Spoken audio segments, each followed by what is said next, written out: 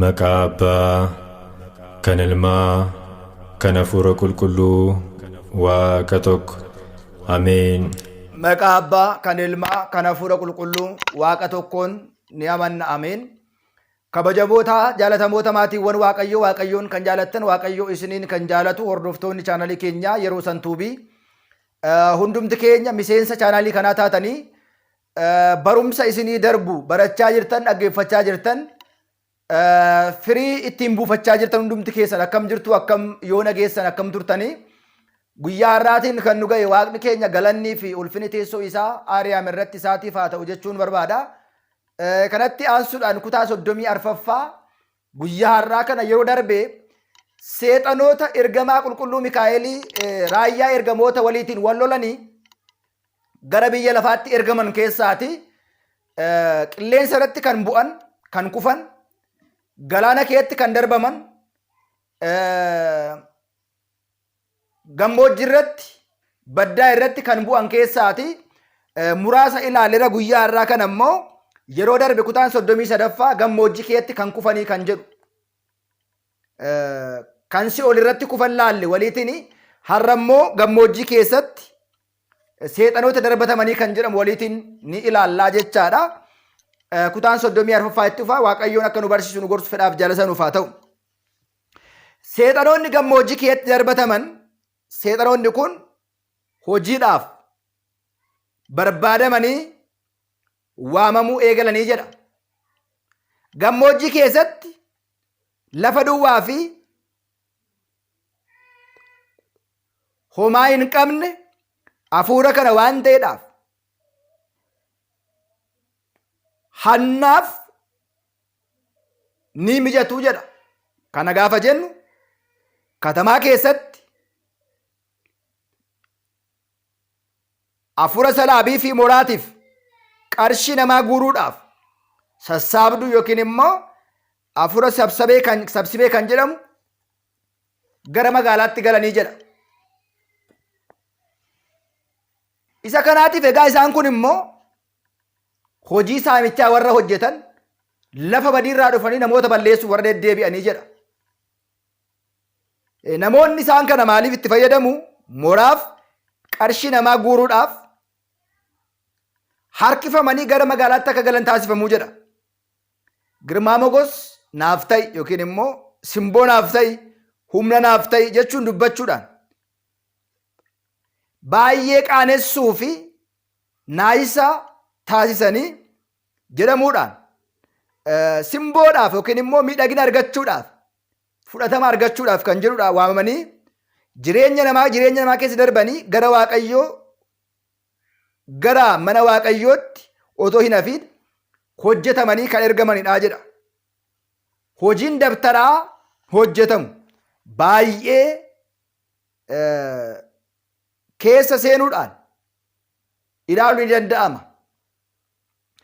Hafuurri gammoojjii, seexana gammoojjii kun horii isaa guddaadhaan kan kufe. Hafuurri kun keessa keenyatti bakka garaa garaa qabaachuudhaan harkifamee kan hojjetamu raatessee, adoochee, humna isaa dadhabsiisee dhibee caggaarraa, garaacha kan jennudha. Garaa isaa, laphee isaa raatessee, jireenya isaa balleessee, taa'ee keessa isaatti dhaloota argatee bal'achuu isaatiin jireenya keenya itti taphataa jedha.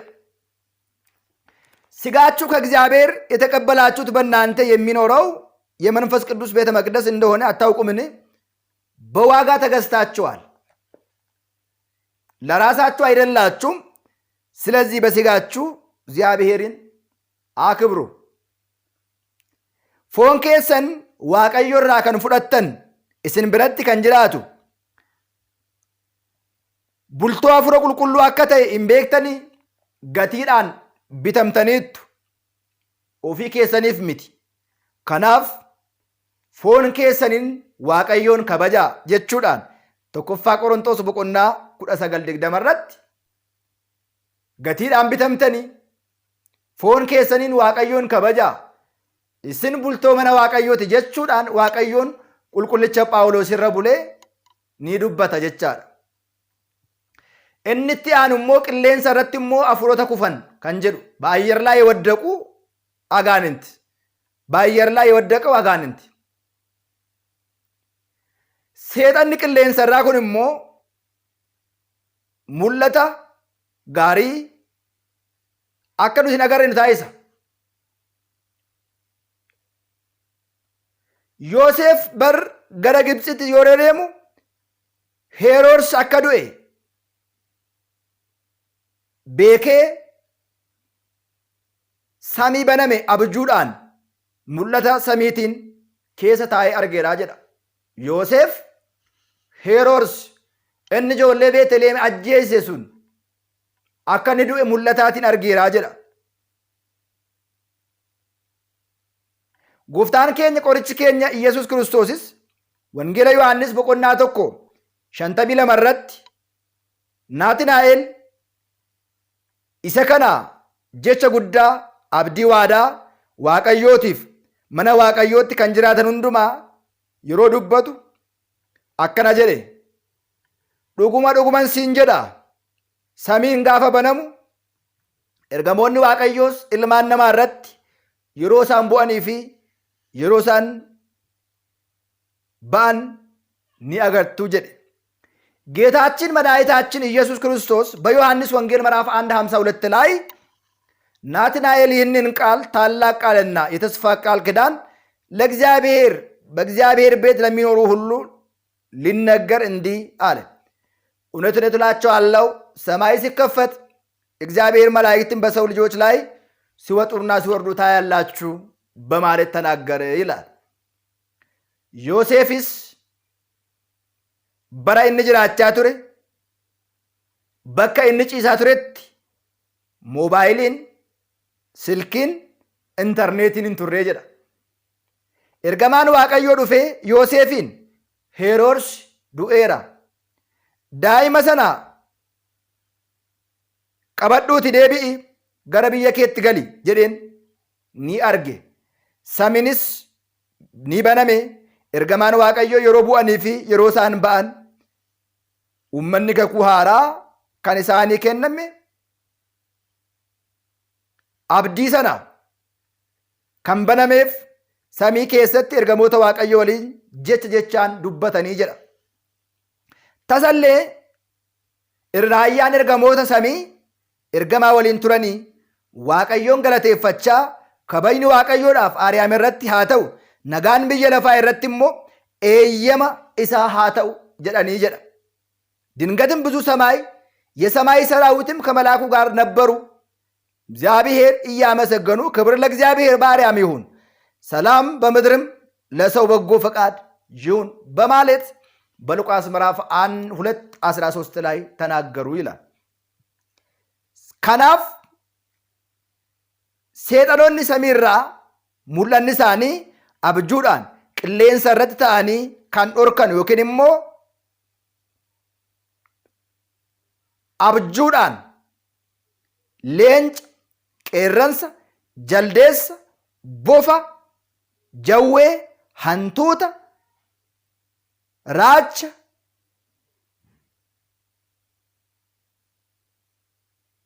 boolla gadi fagoo dukkana akka ta'aniif mul'ata kan hin qabne ta'anii akka isaan hafan kan taasisu hafuura kanaa jedha. Keessumaa seexanoonni qilleensarraa kun wantoota amma haasofne kana abjuudhaan bofa arguu, boolla arguu, bineensa garaagaraa, leenca, qeerransa, wantoota garaagaraa arguun abjuudhaan kan ta'e garuu deebii kan hin qabneef faayidaa kan hin qabne ta'uudhaan namootatti mul'atu jedha. Mul'anni keenyas immoo kan nuti eegnu abdii samii ta'uusaa hafee biyya lafaa keessatti qorannoodhaaf, gaazexaawwan garaagaraaf, macaafa garaagaraadhaaf yaada keenya, qorannoo keenya akka taasisnuuf illee mul'ata baay'ee badaa fi kan nu hin gargaarredha jedha. Mul'anni fooniin agarru tokkollee nu fayyadu. hiikkaa nuti kenninuufis hiikkaa foonii waan ta'eedha. Duwwaa ta'uudhaan dhiphannee bu'aan keenya dhiphannee otoo homaa hin buufatiin hafnaa jedha። ስለዚህ በክፉ ቀን ለመቃወም ሁሉንም ፈጽማችሁ ለመቆም እንድትችሉ የእግዚአብሔር ዕቃ ጦር ሁሉ አንሱ። ከናፍ ጉያ rakkinaa sana balaaleffachuudhaaf hunduma sirumayyuu beekuu akka dandeessaniidhaaf meeshaa Waaqayyoo eeboo sana kaasaa. Efesoon boqonnaa 6:13 irratti sooma, sagada, kadhannaadhaan cimaa jechuudhaan dubbataa jedha። የአየር አጋንንት በሳይንስ ላይ ያለው ተጽዕኖ seexanni qilleensarraa saayinsii irratti miidhaa inni qabu jedha ilaaluu dandeenya. Laphee Waaqayyoo, lapheen kee Waaqayyoo fuulduratti kan qajeele miti. Kanaaf carraa hin qabdu. Hojii ergamootaa boqonnaa 8:21 irratti lapheen kee Waaqayyoo fuulduratti kan qajeele miti. Kanaaf carraa Waaqayyoo hin qabdu. Dhaaltu mootummaa isaa ta'uu hin qabdu jedha. Hojii ergamootaa boqonnaa 8:21 irratti.